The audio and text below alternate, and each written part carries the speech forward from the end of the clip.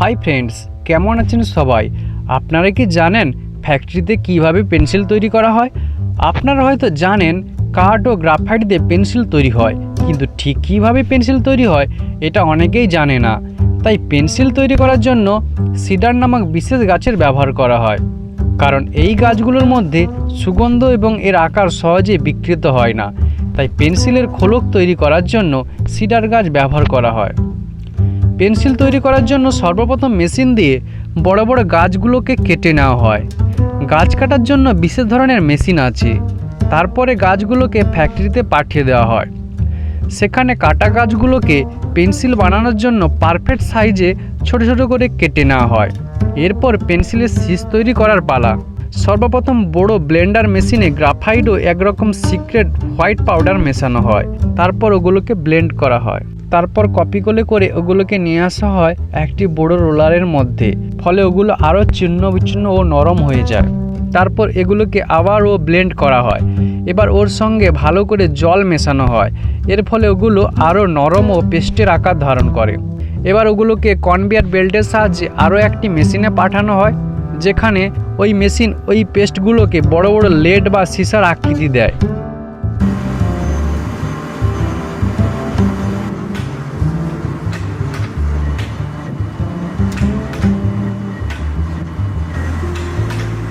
এরপর এই বড় বড় সীসাকে আরও একটি মেশিনের মধ্যে দিয়ে পাঠানো হয়।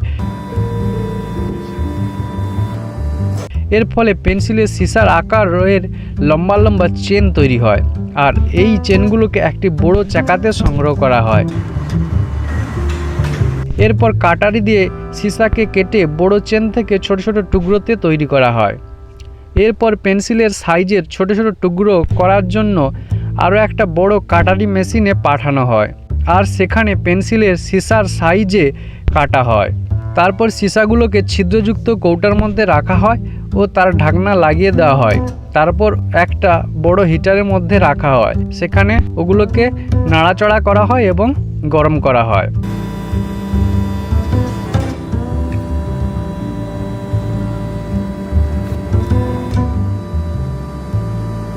তারপর সীসাগুলোকে আরও সাদা করার জন্য আবার ছোট ছোট বাক্সের মধ্যে ঢাকনা বন্ধ করে রেখে দেওয়া হয়। এরপর ওগুলোকে একটি বড় হিটারে নিয়ে যাওয়া হয়।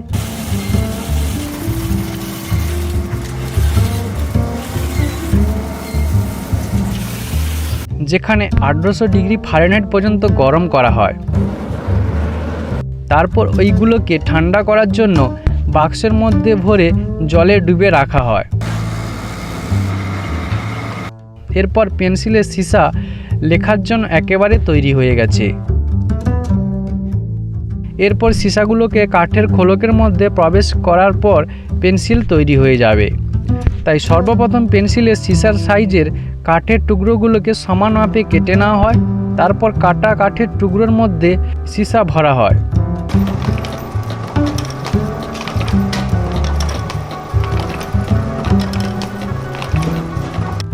তারপর আঠা দিয়ে তার উপরে কাঠের টুকরো রেখে কাঠের টুকরোকে আটকে দেওয়া হয়।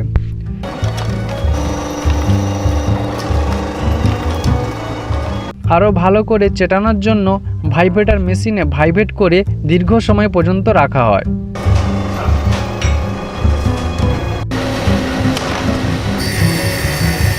এরপর একটা কাটিং মেশিনে ওগুলোকে রেখে দেওয়া হয়। ওই মেশিন ওগুলোকে পেন্সিলের আকারে কেটে দেয়। তারপর আরও একটা মেশিন পেন্সিলগুলোকে পালিশ করে সম্পূর্ণ পেন্সিলের আকার দেয়। তারপর পেন্সিলগুলোকে বাইরে থেকে রং করার জন্য আবার একটা মেশিনে পাঠানো হয়, আর ওই মেশিন পেন্সিলগুলোকে ভালো করে রং করে বের করে দেয়।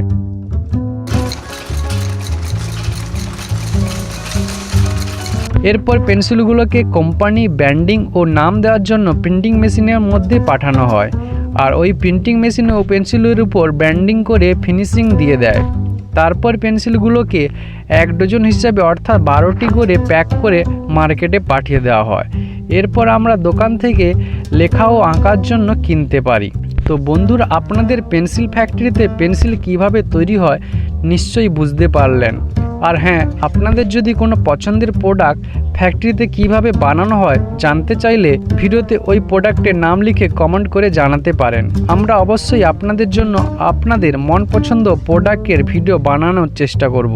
তো বন্ধুরা, আপনাদের এই ভিডিওটি ভালো লাগলে অবশ্যই ভিডিওতে একটা লাইক করে দেবেন ও চ্যানেলকে অবশ্যই সাবস্ক্রাইব করবেন। আবার দেখা হচ্ছে পরের ভিডিওতে, ততক্ষণ ভালো থাকবেন। ধন্যবাদ।